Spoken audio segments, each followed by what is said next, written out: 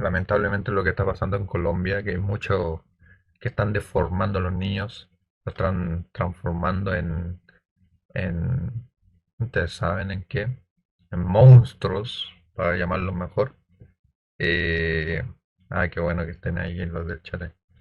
Eh, bueno, ojalá que Colombia salga adelante, es un país que, bueno, para qué voy a hablar, pero es un país que quiero harto, es un país que yo apoyo harto, muy, muy linda su gente, las mujeres de Colombia son muy lindas también, muy lindas las mujeres, los colombianos son muy simpáticos, son muy amables los colombianos, yo acá, acá hay mucho colombiano, los colombianos son muy simpáticos. Espero que Colombia pueda salir adelante como país y lamentablemente lo que está pasando en Colombia, que la izquierda está gobernando y está haciendo mucho daño en el mundo. Ya se ha demostrado, ya que Colombia es un país que puede salir adelante, pero lamentablemente hay mucha guerrilla, hay mucho narcotráfico, hay mucho surderío, mucho comunismo también. Y bueno, ya quedan 2 minutos. Me lo estoy viendo en vivo, totalmente en vivo.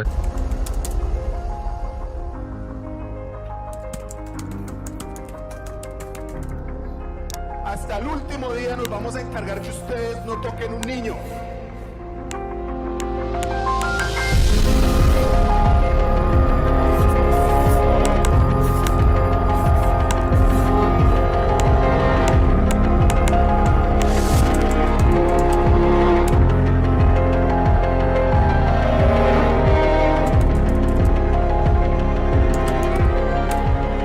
¿Qué más?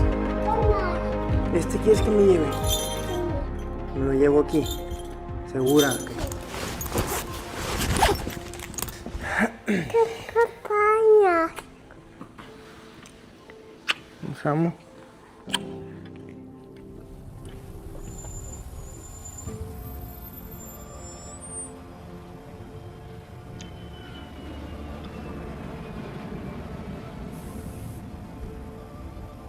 La disforia de género es una incongruencia entre el sexo biológico y la persona lo que realmente considera que es del sexo opuesto. Entonces es una persona, por ejemplo, es un hombre que dice que se percibe mujer, ¿sí? O viceversa, mujer que dice que se percibe hombre. Esta disforia de género se encuentra actualmente en el DSM-5, que es el Manual de Psiquiatría Internacional de Diagnóstico. Esto es una condición mental, vamos a hablar de una enfermedad ni patología. Tristemente la disforia de género hoy en día no es tratada desde la psicología, desde las diferentes profesiones de la salud. Lo pongo de esta manera: si una persona me llega al consultorio diciendo que tiene una idea de suicidio, no le voy a poner un cuchillo en la mano. Lo que voy a hacer es reconciliar la idea de abrazar la vida para poder vivir una vida a plenitud. A eso mismo estamos llamados nosotros los profesionales de la salud, a reconciliar la autopercepción con el sexo biológico y no a instrumentalizar a nuestros niños con terapias de hormonización, bloqueadores de pubertad, ni tampoco con cirugías de cambio de sexo. Bueno, estamos aquí afuera del Hospital Valle de Lili, en Cali, Colombia.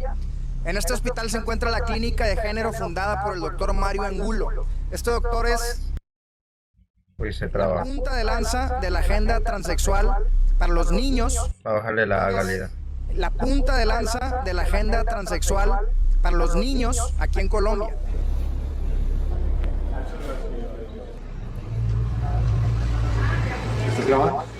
Me están demandando y exigiendo que borre todas las pruebas. Pero amigos, esto solo pone en evidencia el miedo enorme que algunos tienen de que la verdad salga a la luz. El día de ayer me llegó una notificación oficial del juzgado de Cali y básicamente lo que dice es que quieren que me calle, que no publique el documental Colombia, fábrica de niños trans, que elimine todos los clips que ya están en redes sociales, que borre la imagen del doctor Mario. El conocido influencer Samuel Adrián, quien ha recibido una... Quieren silenciar el documental Colombia, fábrica de niños trans. Un documental que muestra cómo la agenda de género ha avanzado exponencialmente en nuestro... Si nosotros no protegemos a nuestros niños, nadie lo va a hacer. En dicho documental, él exhibe a personas muy reconocidas en trabajar en el cambio de sexo en los niños.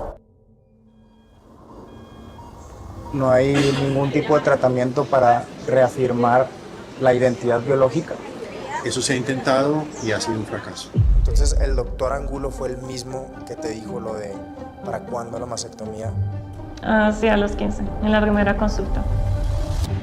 En este documental verás la crónica de nuestro viaje a Colombia en uno de los momentos más cruciales de la historia del país. Verás desde encuentros y entrevistas con médicos que están hormonando niños, pasando por conversaciones con activistas, expertos de salud, senadores y representantes, hasta testimonios reales de víctimas de la agenda ideológica más oscura del tiempo presente. Porque en territorio colombiano, mientras millones de ciudadanos permanecen sin saber lo que sucede realmente, o muchos simplemente son indiferentes, desgraciadamente hay un frente militante que no le importa ni la vida, ni la familia, ni mucho menos la verdad. Un frente militante que ha comenzado a echar los cimientos de una auténtica fábrica de niños trans.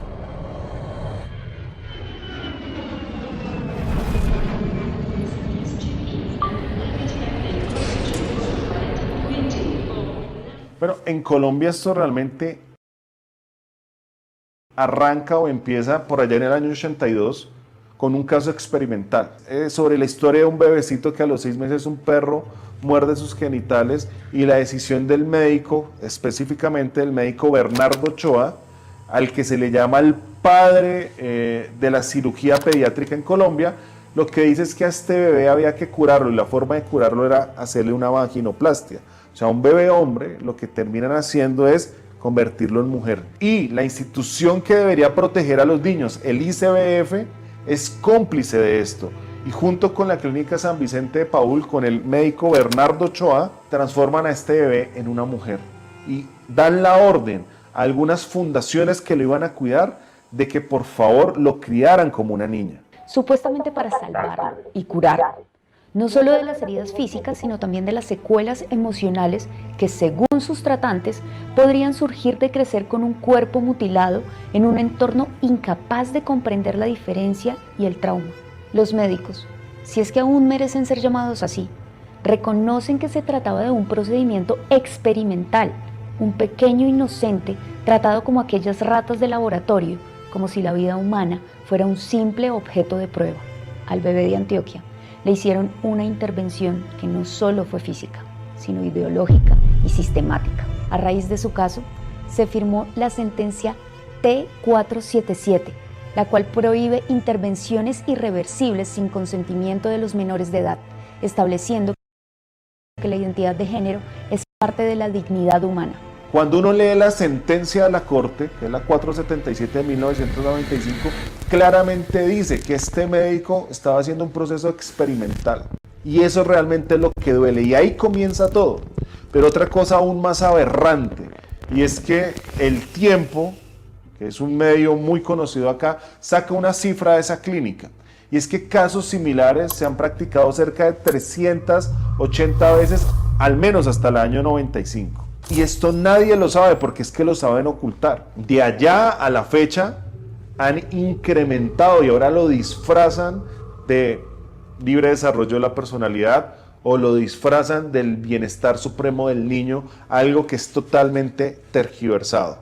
El ICBF, este mismo que experimentó con este bebé, hoy está en el peor escándalo por haber permitido que violaran y abusaran cerca de 15 menores de edad.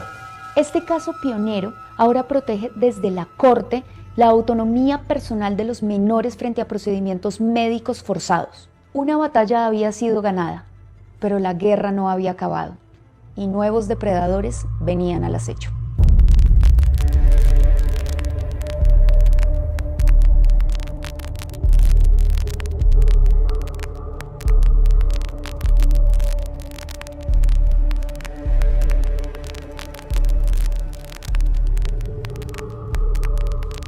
Llevamos ya varios años investigando y analizando este fenómeno a nivel global. Y si bien el movimiento transexual ya se gestaba en las sombras desde la revolución sexual, fue a partir de la década del 2010 que consolidó su fuerza al ser incorporado oficialmente en las agendas internacionales. Organizaciones como la ONU, la OMS y diversos organismos de derechos humanos comenzaron a reconocer la identidad de género como un derecho humano fundamental. Instituciones de ciencia y de medicina que siempre han tenido reconocimiento y han gozado de una gran confianza, ahora se han puesto al servicio de una agenda que sostiene que el sexo biológico no define tu identidad sexual, sino que esto lo hace tu autopercepción. La lucha contra la discriminación y la violencia es válida y legítima, pero amigos, negar la biología más básica tiene consecuencias graves. Y lo hemos visto desde competencias escolares hasta los Juegos Olímpicos. Las mujeres han sido desplazadas y puestas en riesgo por forzar la inclusión de hombres transexuales en categorías femeninas. Y aquí surge la gran pregunta: si el sexo biológico no significa nada y todo depende de la autopercepción, entonces, ¿en dónde está el límite? ¿Qué impediría que un hombre con malas intenciones, alegando sentirse mujer, entre al baño de tus hijas? No es cierto que esto no esté pasando en Colombia, pero lo primero que quiero denunciar es que existen intereses económicos detrás de la práctica de este tipo de actividades en menores de edad. Únicamente para el caso de los Estados Unidos de Norteamérica, sin contar que a nivel global estos procedimientos se realizan en muchas más personas. El mercado de cirugías de reasignación de sexo en este momento y los demás tratamientos asociados asciende a 2.1 billones de dólares. El 78% de las personas que participan en estos procesos son menores de 7 años.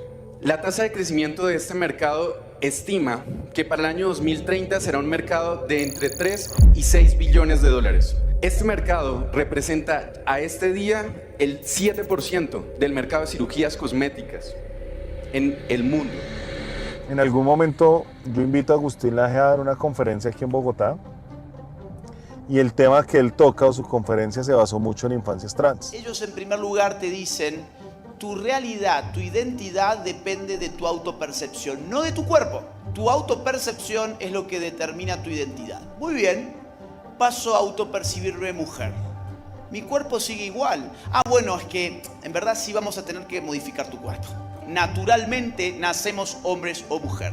Es la cultura basada en la ideología de género la que está fabricando industrialmente niños trans. Él mostraba cómo en el mundo estoy avanzando, procesos de transición de menores, una serie de temas que a mí me impactan demasiado. Yo dije, hay que hacer un proyecto de ley para frenar esto en Colombia. Cuando ya está listo el proyecto de ley, tenemos una estructura bastante avanzada, se radica el proyecto de ley y previo a esa radicación me invitan a otro medio de comunicación, Blue Radio, muy conocido en Colombia, me ponen a debatir con la mamá de un niño trans. Yo llegué a la entrevista sin saber que me iban a poner a debatir con la mamá de un niño trans, no tenía ni la menor idea. Sí, Luna inicia desde que empezó a hablar, ¿cierto? A los 2 años Luna siempre se manifestó de que era una niña. Lo que yo hablaba y lo que yo siempre he dicho es que nosotros como adultos siempre invalidamos la voz de estos niños, de nuestras niñas, ¿cierto? Y está ese adultocentrismo, el no creer. Te voy a confesar algo, yo en ese punto no sabía que eso estaba pasando en Colombia y la gente no sabía que eso estaba pasando en Colombia. Tiempo después, ponle unos 15 días, empezamos junto con una senadora de Colombia a enviar unos derechos de petición al Ministerio de Salud de Colombia y como a la semana nos responden y ahí empezamos a darnos cuenta que hay muchas clínicas en Colombia que estaban hormonizando y aplicando bloqueadores de pubertad a menores de edad. Países nórdicos como Finlandia, Noruega y otros como Inglaterra han decidido tener restricciones con las terapias afirmativas, especialmente aquellas que involucran hormonización en menores de edad y adolescentes, porque se descubrió que esos tales estudios fundadores tienen problemas estadísticos de validación. Entonces, como estos estudios realmente no tienen en concreto evidencia que nos pueda decir que realmente las terapias hormonales van a ser un beneficio psicológico para estos adolescentes y niños. Muchos países están empezando a retenerlos, a prohibirlos o a poner restricciones en las metodologías aplicadas por los sistemas de salud. El sentido común es claro. Que estas ideologías no pueden contra la ciencia y no pueden contra la evidencia empírica. ¿Qué empieza a suceder en Reino Unido, sobre todo y en los países nórdicos?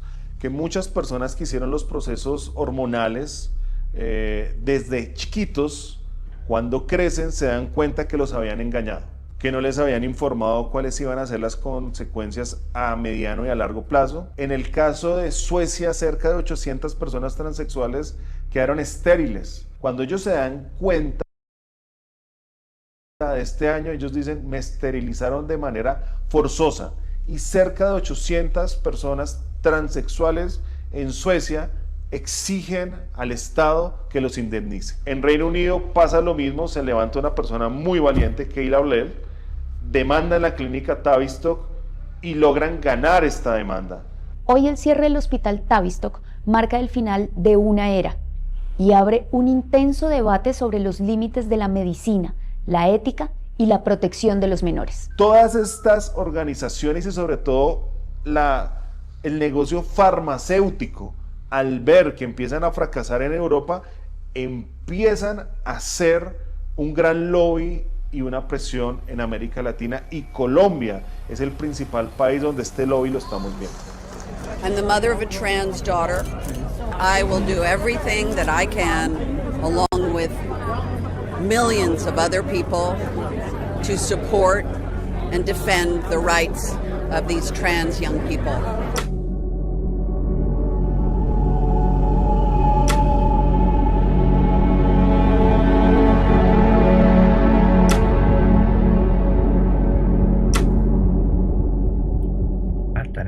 Y la realidad es que no nos damos cuenta del poder que tienen los medios, el entretenimiento y las redes sociales, ni de las agendas y cambios culturales para manipular y moldear la mente de los niños y jóvenes. No nos damos cuenta hasta que nos topamos con casos reales. Mis padres no conocían el tema trans. Yo un día les dije que yo era niña y un día investigaron y descubrieron la transición, y desde ese día fui muy feliz. ¿Qué haría usted si uno de sus hijos le dijera que ha nacido en cuerpo ajeno? O sea que su sexo es otro y no con el que nació. Cada día en nuestros países vemos más de estos casos que hasta hace unos años era un tema tabú. De niña a mí me compraron un vestido que era de estrella y mi papá fue el primero en sacarme con ropa de niña.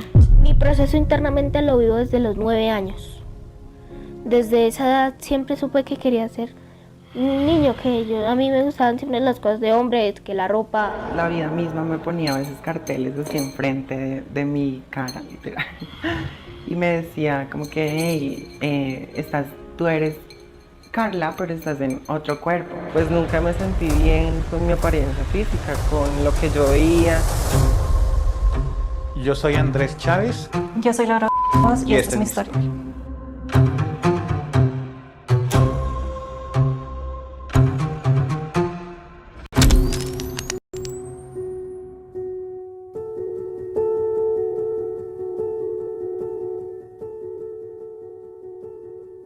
Todo comenzó desde que tenía 7 años. Sufrí abuso sexual por parte de una persona muy cercana y esto generó en mí un miedo a ser mujer. Con el tiempo fui creciendo y cuando llegué a la pubertad no me sentía cómoda en mi cuerpo porque no me sentía segura. Entonces, como cualquier adolescente pasando tiempo en YouTube, en redes, llegó a mí el tema del transgenerismo. Entonces ahí comenzó todo. Una vez das clic en un video te salen 1000 videos más y cuando menos piensas ya estás en ese mundo. Así fue como a los 15 años, 14 años, 15 años, le dije a mis papás que era un niño transgénero. Y después de mis 15,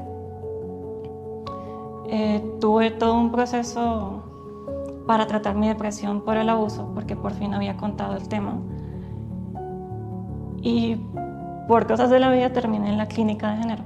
Cuando Laura está contando su historia y de pronto se detiene y se quiebra y no puede seguir hablando, en ese momento me pegó fuertísimo. Porque una cosa es estar hablando de esto durante años y estar consciente de lo que está pasando y denunciarlo en las redes sociales. Y otra cosa es verlo cara a cara, ver a la persona contando su dolor, su experiencia desde la máxima vulnerabilidad. Es algo que yo admiro mucho de Laura, su valentía para poder hablar de esto y para poder impulsar todo el esfuerzo que se está haciendo para salvar a los niños de esta agenda. Este es un espacio académico que tenemos desde la Corporación FAUT como propósito de acercar a la academia desde temas relacionados con la diversidad sexual. Pues te quiero contar que nuestro gran invitado es nada más y nada menos, que ya ustedes pues ya por los medios se han dado cuenta, él es el doctor Mario Angulo. Él es pediatra, endocrinólogo, escritor y fundador de la Clínica de Género en la Fundación Valle de Lili en Cali. Bienvenido, Muchísimas doctor. Gracias, es un honor para mí acompañarlos el día de hoy.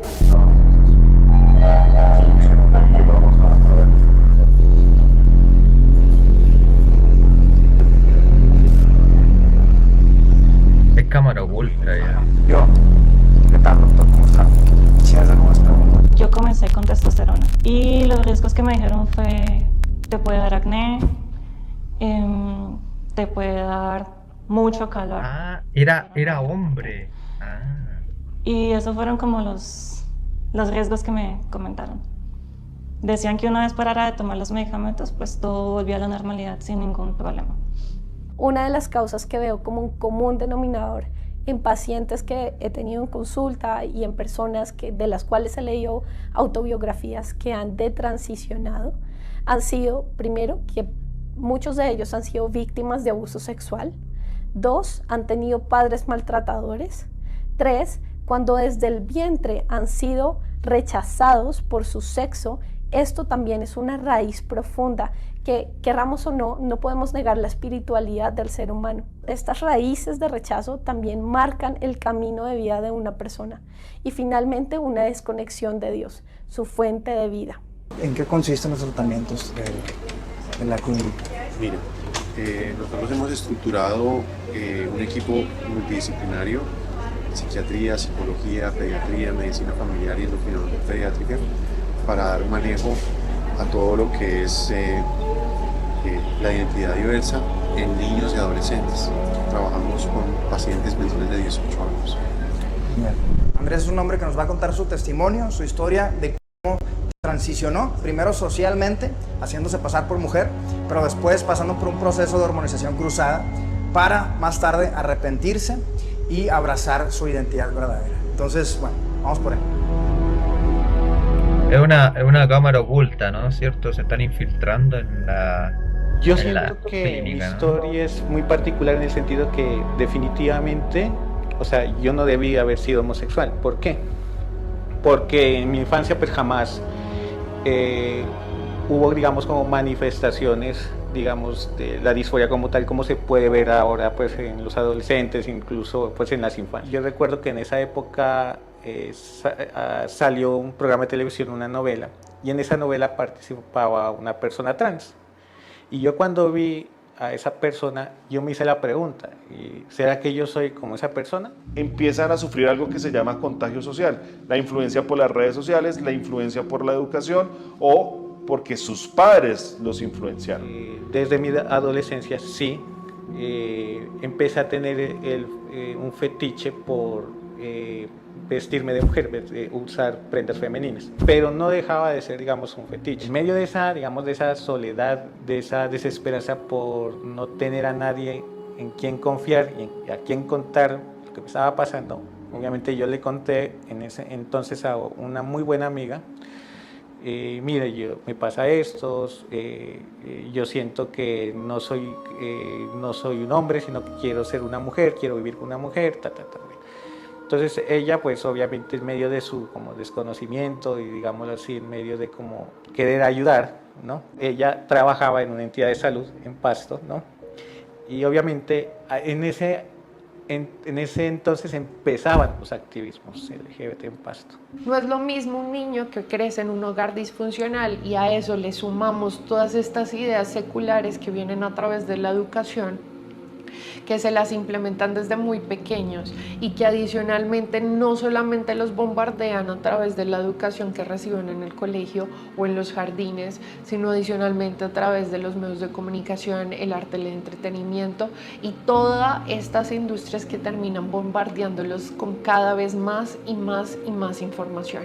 Desde el año 2000 han empezado a surgir diferentes organizaciones pro-LGBT para promover toda esta agenda de forma más directa. En el 2004 nace Colombia Diversa, es la organización LGBTIQ+, más conocida del país, y era muy conocida porque habían dos actores políticos o dos actoras políticas que todos conocemos, una Claudia López, que fue gran aliada, exalcaldesa de Bogotá y actual candidata a la presidencia de Colombia, y su esposa, Angélica Lozano, actual congresista de la República, quienes apoyaron mucho esta organización.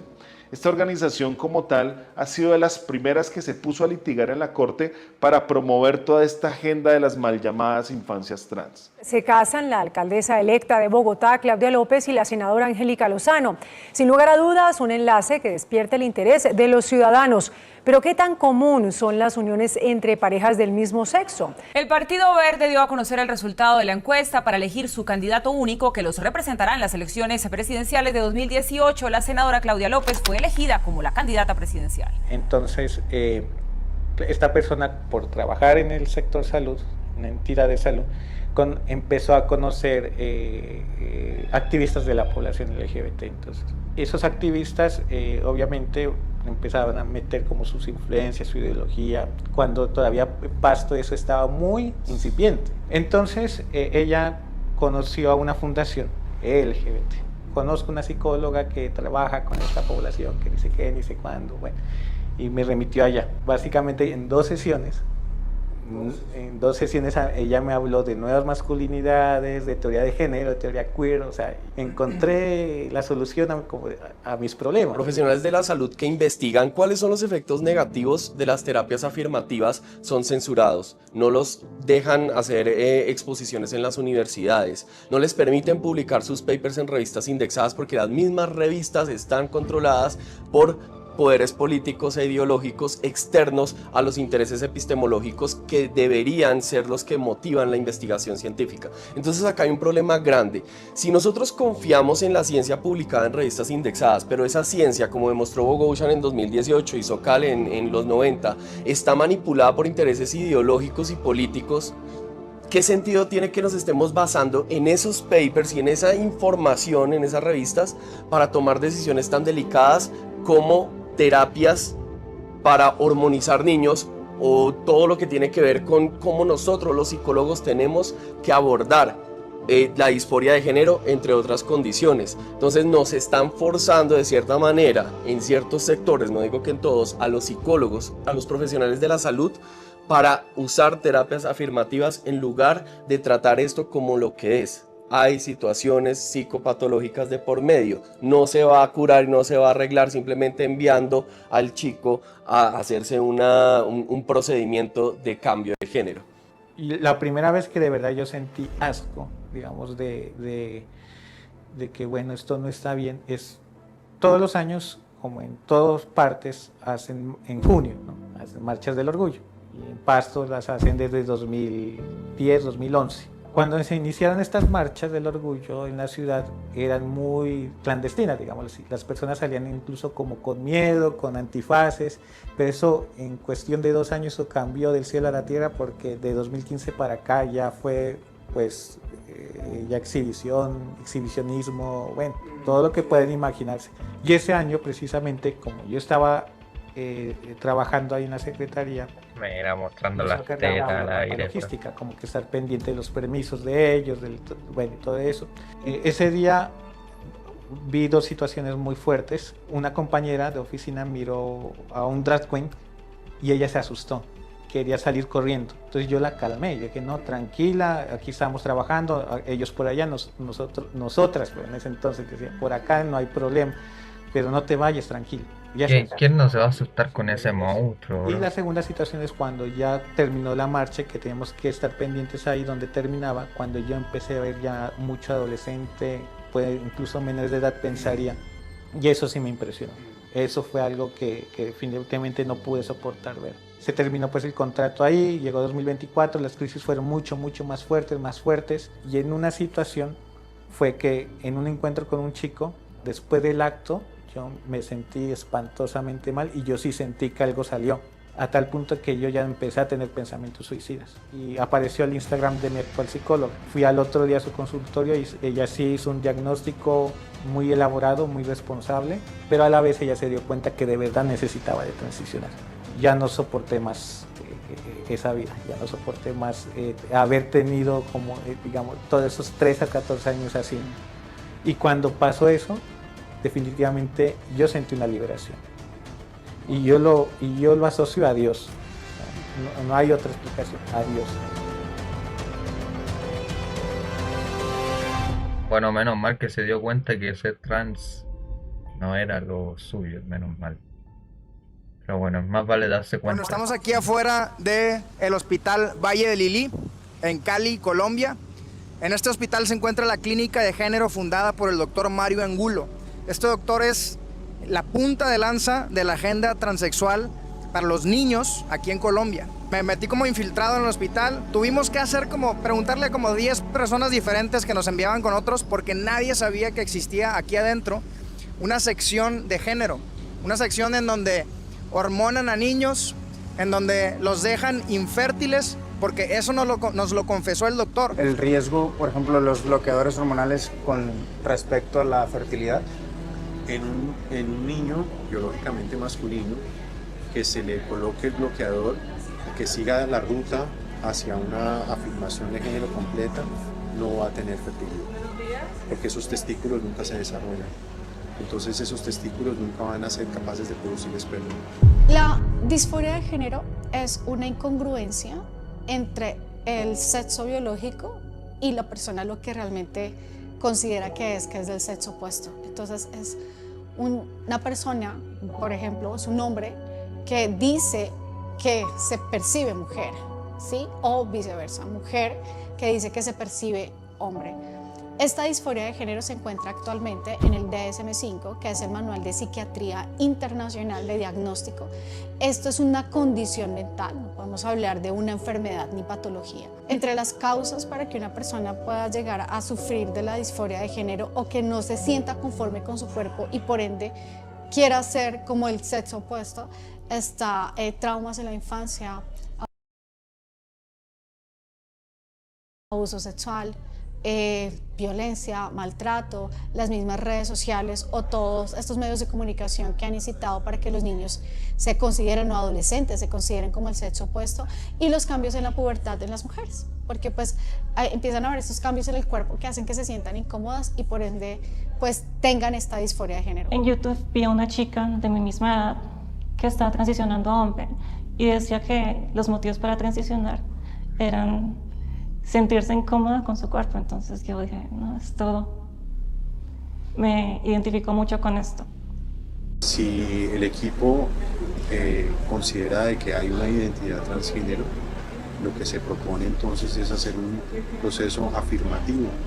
Quiere decir ayudar a que el paciente pueda construir una ruta de vida acorde con su identidad, de tal manera de que pueda eventualmente recibir tratamientos, por ejemplo, con bloqueo puberal, y más adelante, si el proceso continúa, que pueda recibir las hormonas acordes con su identidad. Sí. Y a la mayoría de edad, ya si el paciente así lo requiere, ayudarlo a que pueda alcanzar posibles cirugías. La vida después de la transición es diferente. Digamos que vuelves a una normalidad que es un poco alterada. En el aspecto psicológico quedan las secuelas de todo un proceso que no superas del todo, del que te arrepientes casi que a diario. Porque hay cicatrices que no son literalmente cicatrices, pero están en todo tu cuerpo. Entonces, tu voz, tu pecho, o sea, en general todo cambia y así tu cuerpo se recupere, no vuelves a hacer lo que deberías haber sido. En mi caso tuve una mastectomía. A pesar de que siempre dejé claro que quería tener hijos y amamantar, pues ya pasó lo que pasó y nunca voy a poder hacerlo. En el momento en que se bloquean las hormonas, la mineralización de los huesos para. Entonces, por eso es un tratamiento que debe ser temporal. No puede permanecer por muchos años. Normalmente lo damos por 1 año. Y entonces las hormonas masculinas bajan y la persona experimenta su vida en una transformación social y sin ese defecto. Y luego, si las cosas continúan y la identidad se reafirma, empiezan las hormonas femeninas a darse en forma de medicamento para que entonces ese cuerpo empiece a convertirse en cuerpo femenino. Eso ya tiene efectos permanentes. Tristemente, la disforia de género hoy en día no es tratada desde la psicología, desde las diferentes profesiones de la salud. Lo pongo de esta manera: si una persona me llega al consultorio diciendo que tiene una idea de suicidio, no le voy a poner un cuchillo en la mano. Lo que voy a hacer es reconciliar la idea de abrazar la vida para poder vivir una vida a plenitud. A eso mismo estamos llamados nosotros los profesionales de la salud, a reconciliar la autopercepción con el sexo biológico y no a instrumentalizar a nuestros niños con terapias de hormonización, bloqueadores de pubertad y tampoco con cirugías de cambio de sexo. A los 15, como a los 4 meses y pico de llegar a la clínica, ya me llevaron al endocrino, porque el psicólogo y psiquiatra dijeron: listo, ya estás. Entonces pues me llevaron allá, y en la primera consulta fue que él dijo: ¿para cuándo la mastectomía? Entonces mis papás estaban como que: no, espere, apenas llegamos a la clínica. Entonces ellos dijeron: no, vamos lento. Y se quejaron con la psicóloga de que pensaban que estaba yendo muy rápido el proceso, pero ella les dijo literalmente, y está en la historia clínica, de que confíen en el equipo porque sabemos qué estamos haciendo. No hay ningún tipo de tratamiento para reafirmar la identidad biológica. Eso se ha intentado y ha sido un fracaso. No sé si a finales de los 15 o en los 16. No sé, como que tuve este impulso de volver a la normalidad y me puse mi brasier, mi ropa de antes, que todavía tenía alguna ropa guardada. Me peiné, o sea, es como que por un momento tuve lucidez. Y por eso fue que Angulo me recetó, ya con mi Tanner completo, bloqueadores hormonales. Pero yo ya no estaba en edad para tener bloqueadores hormonales, porque ya tenía todo desarrollado. Entonces, como es un medicamento tan costoso, la EPS no me lo autorizó. Lo que hizo fue que me regaló una dosis. Como no te lo autorizan, yo te lo regalo. Entonces fuimos allá, entré al consultorio y me inyectó y ya. Pero pues eso es ilegal. No se puede dar medicamento a un niño sin ponerle una historia clínica ni... Entonces, ¿el doctor Angulo fue el mismo que te dijo lo de para cuándo la mastectomía? Sí, a los 15, en la primera consulta. Y bueno, entre un montón de otras cosas que al final de cuentas trató de decirnos que dentro de todo eso seguía siendo un proceso bueno y un proceso recomendable en la vida de los niños, porque si no, entonces corrían el riesgo de deprimirse, de querer quitarse la vida, de querer hacerse daño o vivir infelices durante toda su vida hasta que lo peor pudiera suceder. Las personas que se les obliga a vivir una vida que no es acorde con su identidad, generalmente son personas que van a tener altísimos niveles de depresión, ansiedad y muchos de ellos incluso intentos de suicidio. Fue un proceso muy acelerado. Un adolescente es muy fluctuante y no debería estar en la posición de tomar decisiones permanentes, de las cuales en su adultez pues se puede arrepentir. Son fases de la adolescencia. Pero... Yo antes tenía el pensamiento de que era mejor si una persona transicionaba desde joven para que su cuerpo no se desarrollara en lo que no quería que se convirtiera. Ahora pienso que es la peor decisión que se puede tomar.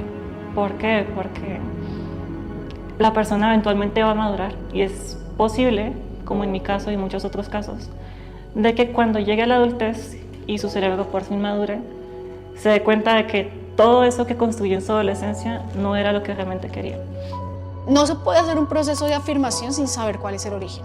Si nosotros sabemos cuál es el origen de la disforia de género, por ejemplo, en el caso de abuso sexual, que es muy común, que una persona cuando ha sufrido esto, lo primero que hace es siente que su cuerpo o su sexualidad, su sexo, termina siendo como ese punto vulnerable para poder haber sido abusado. O sea, por ejemplo, si una mujer ha sido abusada sexualmente en varias ocasiones, siente que por ser mujer es vulnerable y por ende puede surgir esta disforia de género y quiere ser como sexo opuesto, o viceversa, hombres que han sido abusados sexualmente terminan optando por el sexo opuesto para negar su propio cuerpo, ¿sí? Y su propia identidad.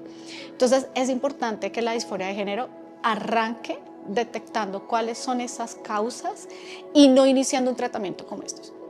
¿Qué pasa con las terapias afirmativas? Que si tú le afirmas a esta persona su identidad sin tener en cuenta las causas, pues esta persona posiblemente va a generar otro tipo de condición y otro tipo de trastornos. Pero no, adicionalmente a esto no se va a solucionar el problema de raíz. Y precisamente la clínica de género en donde interviene Ana Laura es a donde fuimos en Cali. Y nosotros íbamos a grabar, a hacer preguntas, íbamos con cámaras ocultas y nos llevamos la sorpresa de que terminé hablando con el mismo doctor que comenzó a hormonarla desde que era menor de edad, desde los 15 años. Y si no hay una conexión entre la homosexualidad y el transgénero, entonces podría haber una persona que sienta que tiene la identidad. Por ejemplo, yo me siento mujer, pero me atraen las mujeres. Sí. O sea, ser homosexual, digo, ser heterosexual, pero ser transexual al mismo tiempo. Entonces, si ese ejemplo que tú me pones, tú serías una mujer transgénero heterosexual. Lo que se basa es en que tú eres, homosexual. Porque tú eres entonces una mujer que le gustan las mujeres. Nos bajamos en definirte como tu identidad, no como tu biología. Entonces tú serías una mujer transgénero homosexual. Okay. Bueno, Daniela en la actualidad es una mujer transgénero. Una mujer transgénero. Sí, y transviana. Transviana es una mujer lesbiana. Claro, que le gustan las mujeres. ¿Te gusta, nunca te gustaron los varones? No, siempre me gustaron las mujeres. A ver, yo soy un poco cuadrada. ¿Me puedes explicar cómo es que te vestís de mujer, que te gustan las mujeres, que no te gustan los varones? ¿Y qué tipo de mujer? Ya la re perversa. ¿Y qué tipo de mujer te gusta? ¿Cómo es? Bueno, eres una esposa y tenés hijas. En Colombia, durante los últimos años, los sectores LGBTIQ han concentrado su agenda política en impulsar reformas de carácter trans, especialmente a través de proyectos de ley. El primero, conocido como la Iniciativa contra las Terapias de Conversión, formalmente llamadas ECOSIEC, ha sido presentado en 3 ocasiones. Aunque no se presenta como una medida para prohibir dichas prácticas, opositores señalan que incluyen disposiciones para permitir el cambio de sexo en menores de edad y sancionar a quienes discrepen de esta visión. En junio de 2024, tras una fuerte movilización social y más de 200.000 firmas, el proyecto fue archivado. En paralelo, se presentó la Ley Integral Trans, elaborada con la participación de más de 1.300 personas del colectivo trans y respaldada por el gobierno de Gustavo Petro. El texto propone medidas amplias en salud, educación, trabajo y vivienda, además de garantizar el acceso gratuito a cambios de nombre y sexo, terapias hormonales y cirugías de adecuación corporal.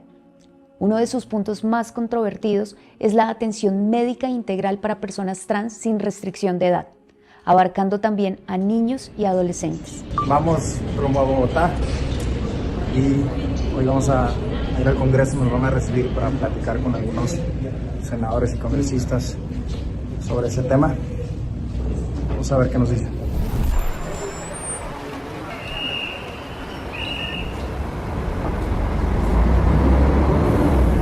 Llegando aquí al aeropuerto del Dorado a entrevistar a los congresistas Luis Miguel López y Mauricio Giraldo, que nos hicieron el favor de esperarnos para poder hacerles una entrevista que les íbamos a hacer en el Congreso, y no pudimos llegar al Congreso porque hubo una manifestación. Así es que vamos a entrevistarlos, acompáñanos. ¿Qué opina usted sobre la agenda de las infancias trans aquí en Colombia?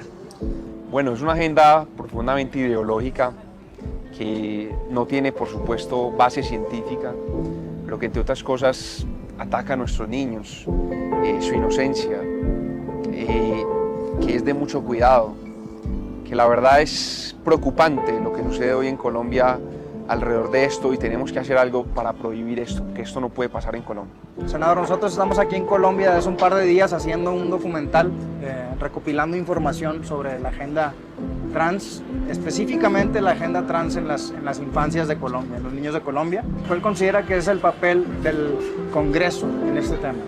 No, pues, a ver, nuestra jurisprudencia y todo el marco normativo que tenemos acá en Colombia es para proteger los derechos prevalentes de nuestros niños, es hacia ellos. La protección hacia ellos no debe ser desde el Estado directamente, primero en la tutela con los padres, claro. Hay que tener eso claro. Y segundo, el Estado entra a ser subsidiario, apoyar, ciertamente, pero nosotros como congresistas debemos estar ahí. Primero, estar muy atentos, ¿sí?, a hacer cumplir el marco normativo, ¿sí?, y toda la jurisprudencia. Y segundo, hemos estado haciendo campañas ciertamente porque con nuestros hijos no se pueden meter. Tenemos un problema en mi país y quiero contarles a ustedes que en Colombia tenemos una Corte Constitucional, que es una corte que es garantista de los derechos y las libertades. Sin embargo, ha sido excesiva en esa garantía de las libertades.